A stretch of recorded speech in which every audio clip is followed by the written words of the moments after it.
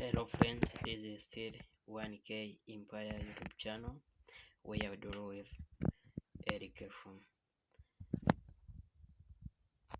Okay, in the previous lesson we have discussed about definition of curriculum.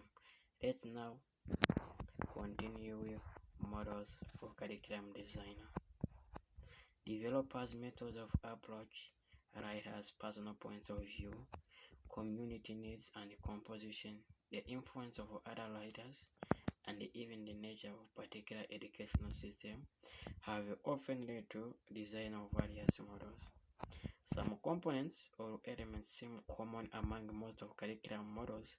They are: first, situation analysis, contextual evaluation or initial evaluation, objectives and goals, selection and classification of content, selection of methods, techniques and media, selection and classification of learning experience, running and the implementation of instructional learning situation, and evaluation learners.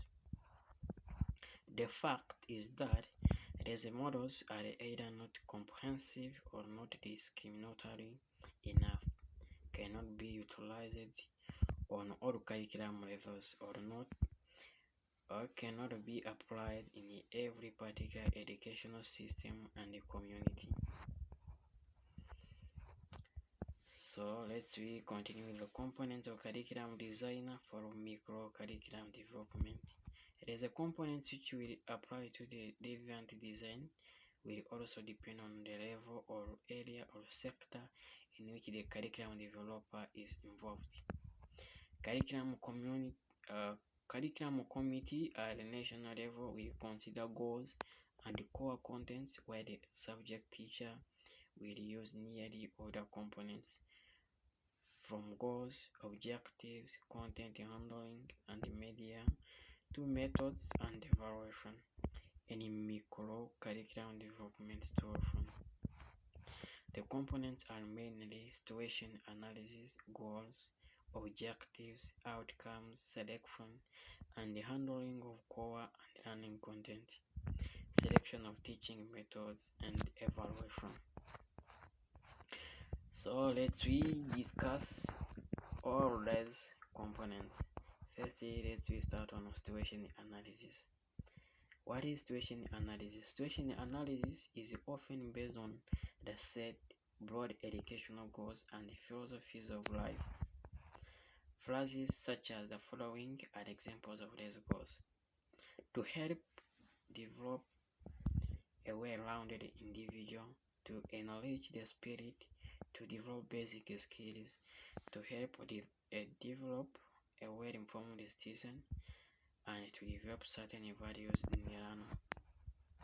The process of situation analysis is one of evaluation, comprising the collection and interpretation of all the information that may influence curriculum development.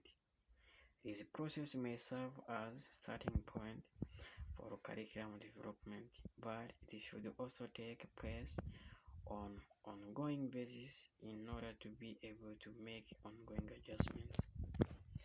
Curriculum planners at national level will first make a thorough analysis of the needs of the country and the broad school population, and then formulate broad objectives for the school phrases accordingly.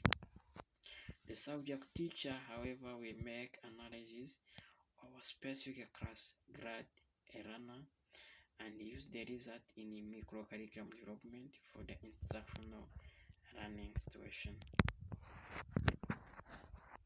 At the national level, the identification of specific needs could lead to the development of the broad curriculum, with various school types being implemented, new subjects through brought in, or even obsolete subject or borrowed. At the local level, the situational analysis should be made in respect of learners, content, physical surroundings, teachers, and the learning. Let's look on goals or aims. Curriculum designers must have a clear understanding of educational and teaching goals as well as of the objectives of particular subject. Having goals to guide educational and focus the quality of instructional is a basic requirement for all instructional learning situations in all subject areas and at all levels. Goals may serve as a basis for the decision-making process during the drawing up of an accountable and manageable working plan. Okay, this is a hierarchy of goals and aims. We start on immediate instructional objectives, unit objectives, curriculum aims, school aims, community aims, and philosophical aims. This is a ultimate aim of education. This hierarchy is for all, whereas hierarchy of goals and aims in 1978. Every teacher should be aware that goals in relation to classroom are often the service of broader national and or international philosophy of life. Goals and objectives may possibly be formulated at 3 educational levels: macro, meso, and micro levels. In the next lesson, we will discuss about on these 3 educational levels. Thank you so much for being with us.